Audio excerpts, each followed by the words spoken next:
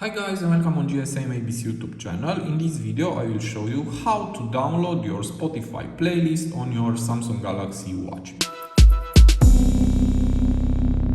So here is my Galaxy Watch 6 and to do this just go to all apps and tap on Spotify app. You need to have a premium plan. Just swipe to the right and we have here your library. Tap on it and now tap on playlist and here is my playlist.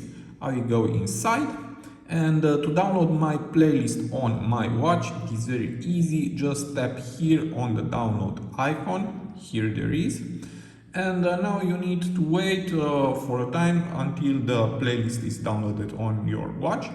And this is a very good thing because you don't need to carry anymore your phone with you when you want to run or do some outdoor sport activities. So I hope this tutorial to be useful for you and see you to the next. Have a nice day.